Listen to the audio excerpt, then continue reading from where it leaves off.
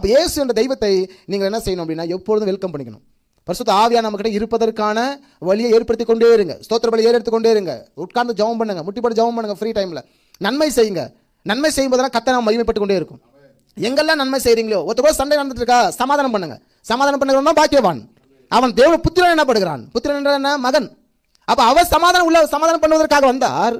So அது போல நீங்கள் சமாதானம் பண்ணும்போது அவர் நாம் மகிமைப்பட வேண்டும். எங்கெல்லாம் கர்த்தரை நீங்கள் பிரஸ்தாவப்படுத்த முடியுமோ அங்கெல்லாம் நீங்கள் கர்த்தரை பிரஸ்தாவப்படுத்துங்க. எங்கெல்லாம் உங்களாலே நன்மை செய்ய முடியுமோ அங்கெல்லாம் நன்மை செய்யுங்க. எங்கெல்லாம் கிறிஸ்துவை நான் மக்களுக்கு வெளிப்படுத்த விரும்புகிறேனோ அங்கெல்லாம் கிறிஸ்துவத்தை வாயில தான் சொல்லணும் அவசியம் இல்லை. உங்கள் செயல் மூலமாக நீங்கள் கிறிஸ்துவத்தை வெளிப்படுத்தலாம். ஆமே, உங்களை பார்த்து ஒருத்தர் இயேசுக்குள்ள வரணும். உங்களை முகத்தை இயேசு ஒரு மனுஷன் பார்க்கணும். உங்கள் முகத்தில் பார்க்கணும். நீ இயேசு தானா? இயேசு இப்படி தான் இருப்பாரா? இந்த மாதிரி தான் ஒழுக்கமா இருப்பாரா? இந்த மாதிரி தான் ட்ரெஸ் பண்ணுவீங்களா? இந்த மாதிரி தான் உதவி செய்வீங்களா? ஏனென்றால் எத்தனையோ மிஷினரிகள் வந்து நமக்கு எத்தனையோ உதவி செய்த போது நம்முடைய இந்திய தேசத்து ஜனங்கள் இயேசுவை வேகமாக ஏற்றுக்கொண்ட காரணம் உங்களை போல தான் இயேசு இருப்பாரோ, அன்புள்ளவராக இருப்பாரா?